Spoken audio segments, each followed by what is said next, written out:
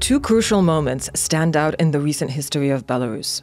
The first is the rigged election by Alexander Lukashenko in 2020. The second is granting its territory to Russia for the invasion of Ukraine, making Belarus an aggressor state. After 2 years of the full-scale war in Ukraine, we look at what kind of state Belarus has become as a result of these events. How does it treat its citizens? What's happening to its economy? What do its relations with Russia and the West look like? And what roles does the State Intelligence Service play in this? This is the state of Belarus. In August 2020, Belarus held a presidential election. According to official results, Lukashenko won 80% of the vote. Yet large-scale election fraud was observed, and election committee protocols published online suggested that the opposition candidate, Svetlana Tikhanovskaya, may have won. Mass protests took place in many cities. At the time, OSW analyst Kamil Kwashiński wrote, "Public discontent revealed a significant erosion of Lukashenko's authority, while the brutal pacification of public protests deepened the social delegitimization of the president. There was only one way for the regime to respond, with terror against its citizens." Z jednej strony władze zaczęły z pewnym opóźnieniem wprawdzie po kilku miesiącach, ale zaczęły. On the one hand, with a few months' delay, the authorities began mass detentions, then arrests and ultimately convictions. These were often sentences with long prison terms. We don't know exactly how many people were convicted for activities that the authorities considered political, i.e. illegal from the point of view of the Lukashenko regime. Most likely, about 4,000 to 5,000 people are still in Belarusian jails or prisons. The organization Vyasna recognizes about 1,500 people as political prisoners, but we know that this number is often an underestimate.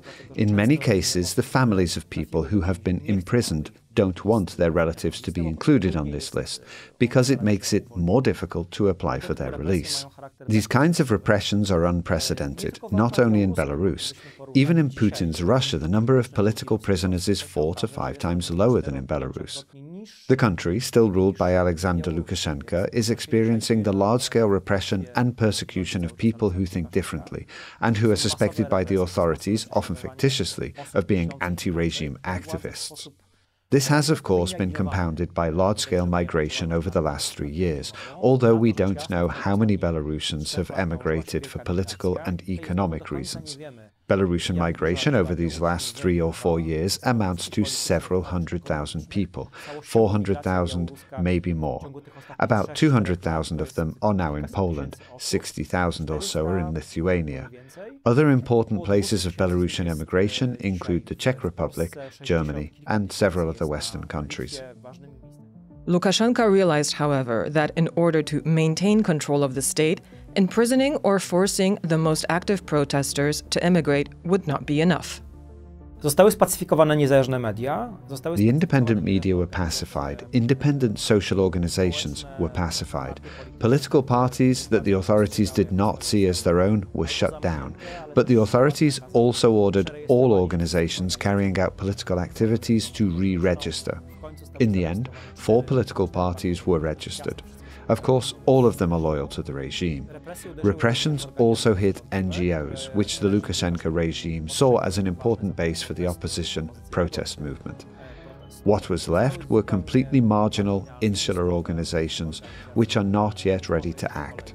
So all of this shows us that today in Belarus we have a pacified society. We have a regime to which the word authoritarian no longer fits because it's too soft a word. It's rather a neo-totalitarian regime, which has developed this totalitarian part very strongly over the last 3 years.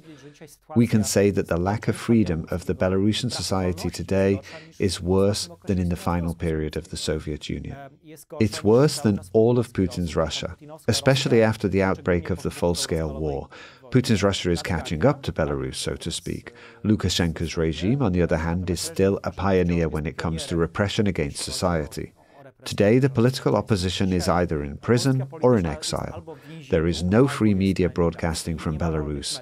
We could even say that there are laws against people who use channels, for example in Telegram or social networks or other independent Belarusian media, which broadcast from Warsaw, Vilnius, Prague or other places in the world.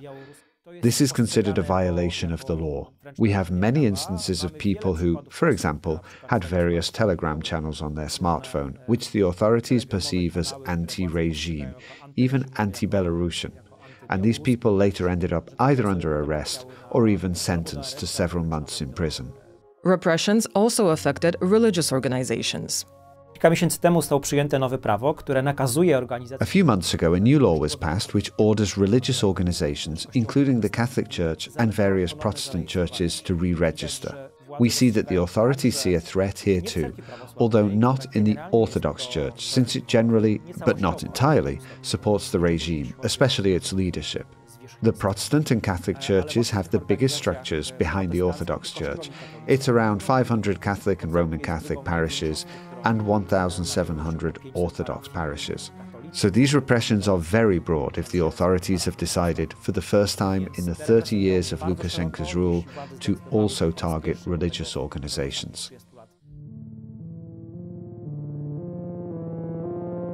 The electoral fraud and the wave of repressions that followed had another significant effect on Belarus. The state, which was already strongly linked to Russia, lost its alternatives in the international arena. Its complicity in the Russian aggression against Ukraine further exacerbated this isolation. Białoruś jest w 100% obecnie zależna od Belarus is now 100% dependent on Russian loans. No international financial institution will give an American or European cent to Belarus, not the International Monetary Fund, not the World Bank, or the European Bank for Cooperation and Development. None of these institutions which have previously cooperated with Belarus will issue even the smallest loan. Belarus can really only rely on Russian loans, maybe Chinese ones. But in recent years, even this has not been discussed, so only Russia remains. And Russia has indeed granted loans after 2020. It's also important in this respect that Russia has also postponed the repayment of loans Belarus took out several years ago, which is helpful in its current difficult situation. But there is a new element in the economic landscape of Belarus, without which we won't understand the country's current situation. At least 90% of its foreign trade is dependent on Russia. Not 100%, but very close to that, I think. This is difficult to fully estimate because the data for Belarus and Russia are not disclosed. I have recently again become convinced that we're not able to determine the exact structure of the Russian-Belarusian exchange of goods, because both the Belarusian and Russian central statistical offices have restricted their data, creating a closed circuit. We won't know the details, but I think that 70% of Belarusian exports currently go to the Russian market. I think we can assume that roughly 20%, many economists who deal with Belarus assume this number, is transit through Russia. Because of the trade embargo, the closure of Baltic ports, various sanctions from the European Union, Russia is the only transport corridor for Belarusian goods that it would like to export elsewhere, e.g. to China. And it continues to do so rather well over land, on Russian railways, or by sea, through theoretically any Russian port, although this is mainly St. Petersburg and other ports in the Leningrad region, as well as Murmansk. The rigged elections and invasion of Ukraine also halted positive trends in the Belarusian economy, such as the growing role of the IT sector, which for many years had been gaining ground. Dochodził już nawet w swoich udziałach w PKB do 7%. It had reached 7% of GDP, slowly surpassing or equaling agriculture, which is quite extensive in Belarus and has always been a traditional, strong branch of the economy. Lukashenko himself sometimes shed a tear over Belarusian agriculture out of sadness, affection and envy. It's emotional for him because he considers himself, with some grounds, to be competent in these matters.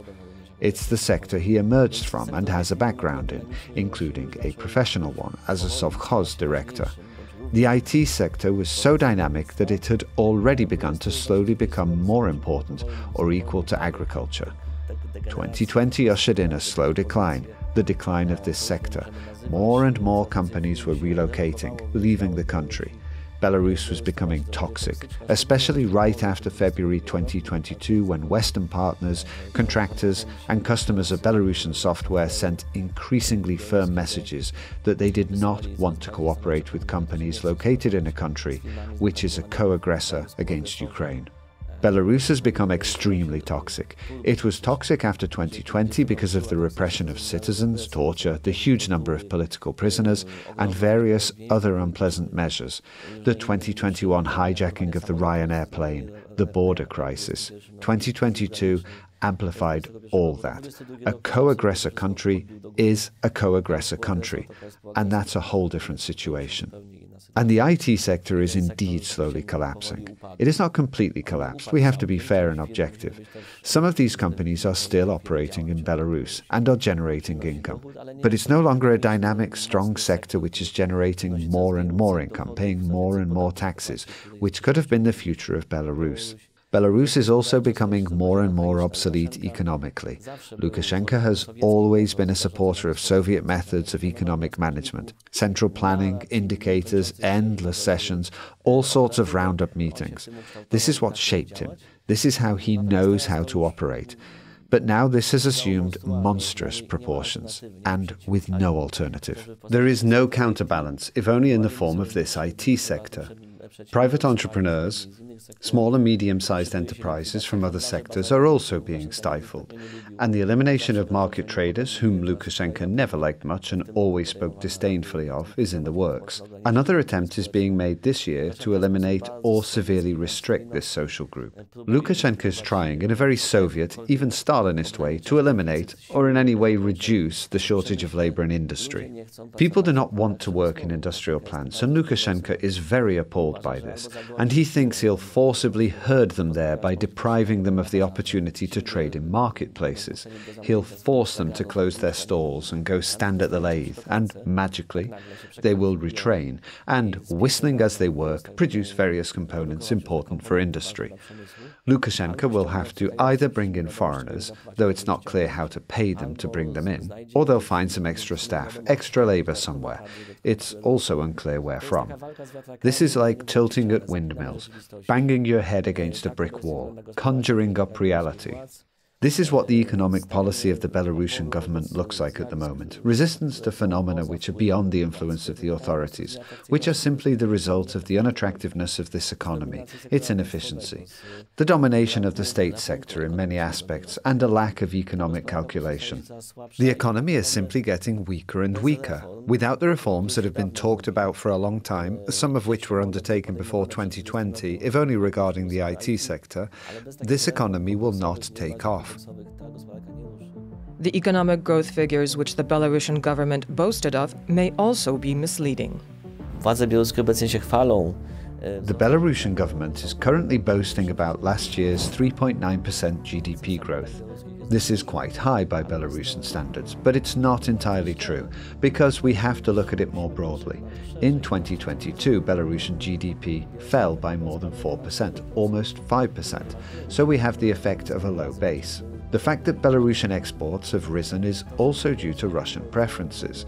It's mainly exports directed to or through Russia, so it's not a market effect. All the more so because Belarusian exporters, for example, after 2022, took advantage of the situation that certain niches in goods appeared in Russia in connection with the exit of Western suppliers from this market. Not all of them, of course. We know perfectly well that some Western capital is active there, but some has left. And some goods have disappeared from Russian shelves, so this too is not a market situation when a Belarusian exporter suddenly appears and says that he will now be the king of local sales. This is also a unique situation. Belarus is benefiting, but this will not represent an opportunity for the Belarusian economy in the long run. At root, it's structurally inefficient. Simply put, Belarus is the least reformed economy in the post-Soviet states, at least in the European part of the former Soviet Union. Even in comparison to the Russian economy, the Belarusian economy is archaic, and in some respects, it could even be called an open-air museum of central planning.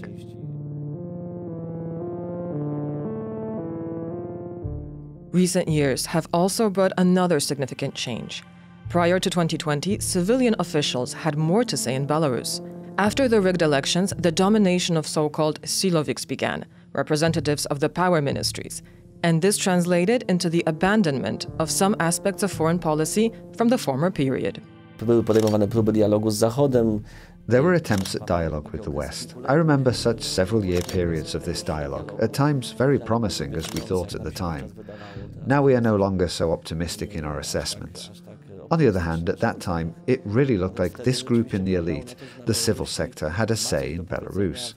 Of course, let's not be naive. This was not a group that would like to democratize Belarus, but a group that looked to the West with pragmatism, that would like cooperation. And this was certainly the Ministry of Foreign Affairs. It was the ministries for the economy, the Belarusian Ministry of Culture, significant perhaps because of all sorts of prestigious projects, but less influential in terms of state policy. Nevertheless, this bloc of civilian sectors had something to say and influenced the way Lukashenko looked at things. These people also had access to him. Lukashenko himself was also personally interested, even in the cultural sphere, in emphasizing Belarusian distinctiveness, donating funds, which was commented on by the Ministry of Culture, for the restoration of various kinds of castles from the period of the Grand Duchy of Lithuania. Russia does not have a culture of castles and a tradition of knightly, princely castles. It's not a country with such a tradition. They have Kremlins, which have completely different roots. The word Kremlin itself comes from the Mongolian language, which also already tells us a lot about what kind of a country Russia is. Those attempts to build up relations with the West stirred discontent in Russia. Po 20 roku, 22 rok to już w ogóle jest... After 2020 and after 2022 in general, the situation became clear. The boat is listing, almost completely to one side. Of course, there are still the Ministry of Foreign Affairs, the Ministry for the Economy, the Central Bank, the Ministry of Finance, the Ministry of Energy and the Ministry of Culture. But all of these are becoming increasingly marginalized or pro-Russian, or simply forced into being pro-Russian. The tone in the Belarusian elite is being set by the Siloviks, who, as I said, before 2020 were also important because the state was authoritarian. But now that the state has become, or is becoming, totalitarian in front of our very eyes, it's certainly already semi-totalitarian, it's clear that the Siloviks will be the elite of the elite, the creme de la creme, in a negative sense, unfortunately. And these people have a significant influence on Lukashenko himself, who has also always had an inclination towards conspiracy theories. And the Siloviks make this even worse. To sum up, there are no divisions. There is consolidation around Lukashenko, precisely with this tilt towards the enforcement sector, which is the sector that sets the tone and the way of thinking, the way of perceiving reality. And this is an important petrifying factor, strengthening Russian influence in Belarus. Another factor strengthening this influence is the severing of relations with the West. After the pacification of the protests in August 2020, after what Lukashenko did when he bet everything on one card, any possibility of dialogue between the regime and the West obviously ended. For him too, the question of good or bad relations with the West had absolutely no significance. It was not a priority for him. The key issue was to maintain power, and this is what happened. He decided to wait out the protests, and only after some time, when protests began to die down, did large-scale repressions begin. Sanctions were imposed on Lukashenko's regime, which are unprecedented in the last 30 years that he has been ruling Belarus. But it must be said here that they are less significant than the sanctions imposed on the Putin regime, on Russia over the last 2 years. So the West still has some leeway to act and undermine the economic stability of the Lukashenko regime. Belarus's Minister of Foreign Affairs has stopped visiting the West. Rather, the direction of Belarus's foreign policy has shifted towards Asia and the countries of the global south. This is not a problem for Belarusian diplomacy or the Lukashenko regime, which is trying to conjure up reality. Belarusian propaganda argues that Belarus has flourishing relations with much of the world, and the fact that the West has decided to dislike the Lukashenko regime is shown as a problem which is not that painful for Belarusian society or the economy. This doesn't, however, mean that Western countries have a clear answer on how to deal with Belarus. Problemem z punktu widzenia Zachodu jest brak strategii działania wobec. From the point of view of the West, the problem is the lack of a strategic action towards Belarus and the regime itself. As we know, these political relations do not exist, despite them not having been severed. It seems to me to be more important to think about what should be done for Belarusian society. We have two countries that are crucial when it comes to supporting the Belarusian opposition, the Belarusian diaspora, Poland and Lithuania. There are some systematic actions regarding support of either the independent media or opposition circles, and here Poland and Lithuania are indeed doing a lot. It's Poland, Lithuania, and then really nobody else in the European Union. I have the impression that on the broader political agenda, the Belarusian issue is today non-existent. We have a war which in the last 2 years has focused most of the attention of the Western world, including the European Union. Unfortunately, a mistake which is often made by Western European elites in particular is coupling Belarus and Russia. While indeed the Lukashenko regime is more dependent on the Kremlin today than ever before, one should not make this mistake, and we need to remember that Belarusian society is not Russian society, that Belarus is not Russia.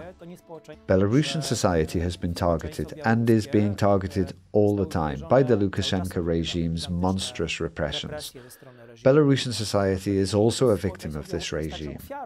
Although we're not able to conduct sociological research in Belarus today, we don't know exactly what Belarusian society thinks.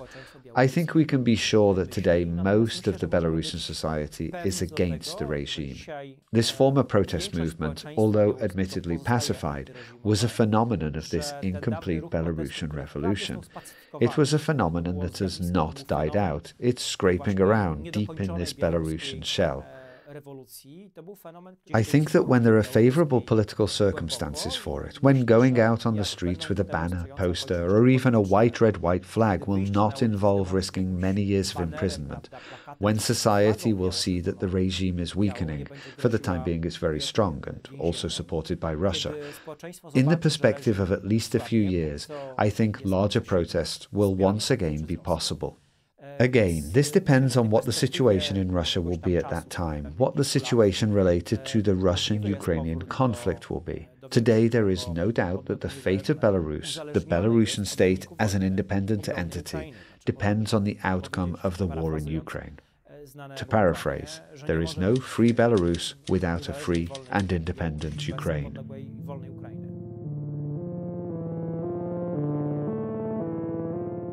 Belarus has made its territory available to Russia for attacks against Ukraine, and has thus become a co-aggressor state. Russia has also deployed tactical nuclear weapons on its territory. However, the Belarusian military has not been engaged in Ukraine, perhaps for fear of public discontent. Yet from Moscow's perspective, this does not matter much. Białoruś w obecnej polityce wojskowej Rosji Belarus and Russia's current military policy is less related to the situation in Ukraine and is primarily used to raise tensions on the border with Poland and the Baltic states. Since 2022, there has been a militarization of Belarus. Lukashenko has issued an order to permanently maintain the combat readiness of the units, mainly on the western border, displaying this as a supposed response to what is happening in Poland, claiming that Poland is an aggressive country and is even preparing for a war with Belarus. This was reflected in the recently adopted military doctrine of Belarus, where, for the first time in the history of such Belarusian documents, Poland was singled out. That is, a separate point was devoted to Poland, indicating it as the main adversary, a state that poses not so much a military threat, but is interested in carrying out a political coup, using, of course, the Belarusian emigration. Lukashenko broke the image of Belarus as a peaceful state, something rather impossible to maintain after 2020. War propaganda and the creation of a threat from the West also allows him to influence the domestic situation. It justifies repressions and allows for the militarization of society in the form of exercises, the so-called common mobilization. Innym elementem militaryzacji Białorusi jest wzmocnienie. Another element of the militarization of Belarus is the strengthening of its internal security, and this is very kinetic. In all the regions of Belarus, battalions of Spetsnaz, or special forces, were created within the internal military of the Ministry of the Interior, something that did not exist before. We know that these structures are insignificant and do not increase the country's military potential. First and foremost, these forces are supposed to counter possible protests should they arise in Belarus, and this is also indicative of the atmosphere in Minsk right now. I'm skeptical towards this because Belarus is a relatively small country, with very well-developed special services, and here, of course, we have to mention the Belarusian KGB, which consistently infiltrates society. Materials published by BPOL, an organization of Belarusians who have served in the enforcement ministries and reside, for example, in Poland, are very interesting. They cooperate with the so-called cyber partisans, who sometimes manage to steal some data from the databases of the Interior Ministry. And recently such data has also been obtained. It showed that the scale of infiltration of society is extensive. The Belarusian KGB, in terms of the state, is stronger than the FSB in Russia because it's a rather small state, a police regime state, in which the services can effectively control everyone. However, the KGB is not alone in undertaking these activities. W aparacie represji funkcjonują zupełnie inne niż ta główna służba specjalna instytucje. In the repression apparatus, there are completely different institutions than this main intelligence service. Here I'd like to point out something that often escapes our attention. The Belarusian State Control Committee, which should be the equivalent of the Polish Supreme Audit Office, but is far from it, has in its structure an investigation department which deals with economic crimes and has its own detention center. Political repressions also happen by means of financial inspections towards people who have signaled their disobedience or expressed disobedience or criticism of the government. And it's by means of the investigative department of the Control Committee that these repressions are carried out. There is an ongoing extensive campaign to monitor the financial transfers of Belarusian citizens who make some, even modest, donations to Belarusian foundations outside the country.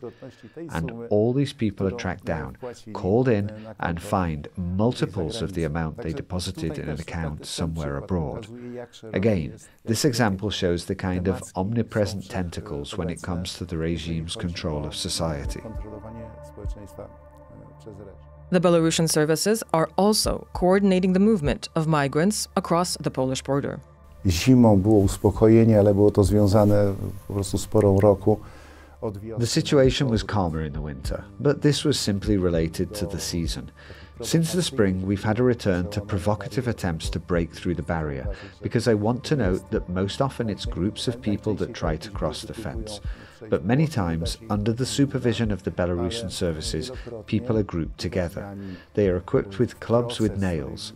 It's a process where cars on the Polish side of the border service or the army are being shot at with bullets and ball bearings. This is the kind of assault we have on the border. We know that the corridors for the transfer of migrants are no longer in use, as far as the direct air route to Minsk is concerned. And this influx of people is, of course, from Russia.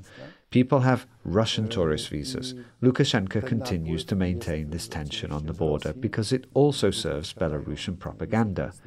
It's very, very primitive and blunt. Any incidents on the border with Poland, Lithuania or Latvia are of course interpreted as crimes against humanity, carried out by Poland. This is part of Lukashenko's message. He wants to slur Poland, but not the Poles, and he always emphasizes that the Poles are innocent. It's the Polish government that's bad and trying to take Western Belarus away from us, and other such claims. The situation at the border also raises questions about the interaction between Belarusian and Russian services. We should remember that for years the FSB and KGB have been in so-called institutional direct contact.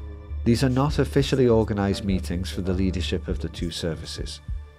All operational matters are simply handled on a case-by-case basis, on the phone and through direct contact.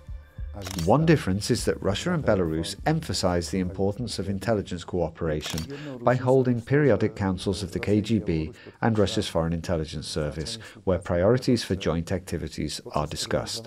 When we say that the KGB is doing something abroad, we have to ask ourselves if the activity has been commissioned or if it's simply done together with the Russians.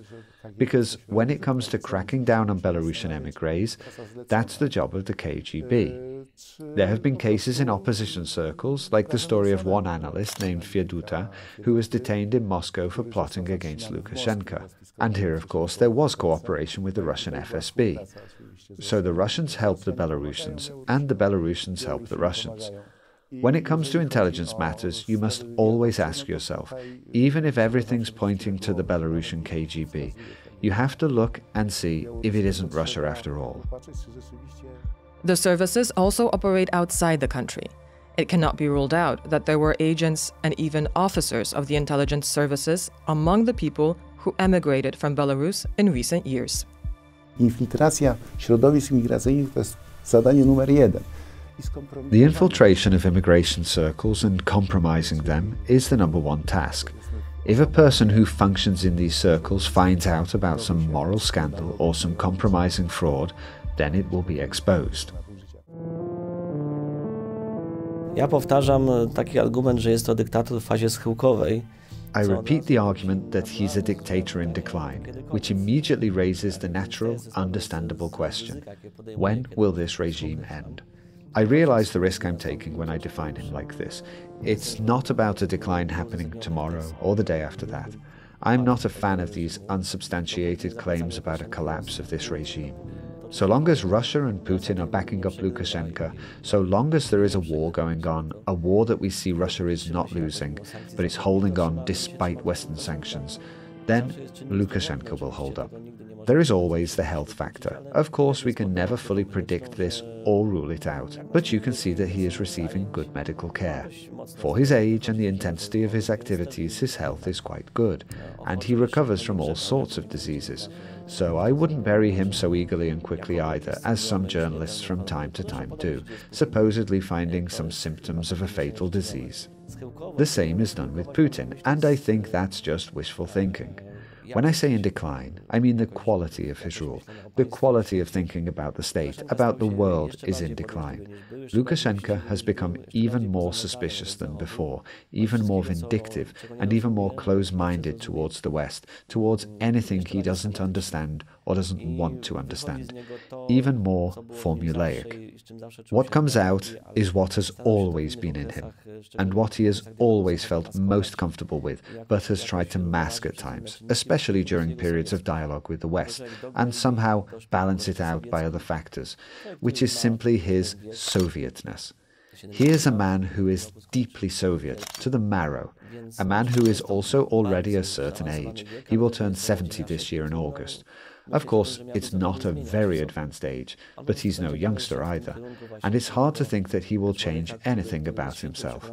He will simply continue in the direction of precisely the kind of man who is sanctimoniously convinced of the righteousness of his decisions, who looks for conspiracies everywhere, who thinks it's better to tighten his grip than to miss something. He has his trauma from 2020, and it shows, and this too should be kept in mind, that he still remembers the demonstrations, the huge 200,000-strong demonstrations, the long citizens' revolt of 2020. This stayed with him, and he's a man who will no longer turn back from the pro-Russian path, from the Kremlin path, in terms of contacts with Putin. This stayed with him, and in talks with Putin, he's a man who will no longer turn back from the pro-Russian path, from the Kremlin path. Lukashenko is a man who will no longer give anything up. He will stubbornly cling to what he has, and that primarily includes the power he depends on. Thank you for watching. If you enjoyed this documentary, take a look at our other long-form videos right here.